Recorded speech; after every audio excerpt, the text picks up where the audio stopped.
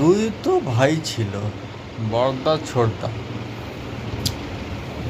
তো ছোট ভাইকে হিস্সা দিয়ে দিল, আর বড় ছোট ভাই হিস্সা নিয়ে চলে গেল। একটা দাদা ছিল, একটা ভাই ছিল। তো বাড়ি ঘর জায়গা জমি নিয়ে হিস্সা নিয়ে মানে মারামারি কাটাকাটি। হ্যাঁ, যে আমার হিস্সা ভাগ করে দাও, হিস্সা ভাগ করে দাও, আমি এখানে থাকবো না, আমার হিস্সা ভাগ করে দাও। তো ঠিক আছে, হিস্সা ভাগ দিয়ে দেওয়া হলো। ঠিক আছে ভাই, তুই নিয়ে আলাদা থাক।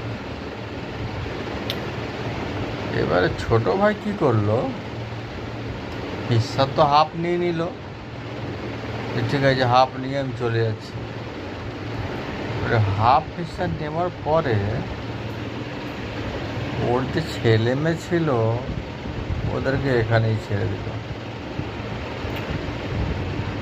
এবারে ও একটা আলাদা দেশ বানালো, আর ওর যে ছেলে মেয়ে রয়ে গেল কাকার কাছে, কাকা আমরা যাব না, আমরা কোথায় যাবো, আমরা এখানে থাকবো। এখন কথা হচ্ছে যে বড়দা বললো ঠিক আছে, যাবি না তাহলে থাক। থাকতে দিয়েছে।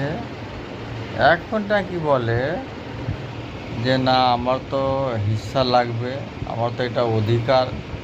আরে ভাই, তোর যা হিস্সা ছিল তোকে তো আমি দিয়ে দিলাম, তোর বাপকে, তোর বাপ মাকে দিয়ে দিয়েছি, চলে গেছে।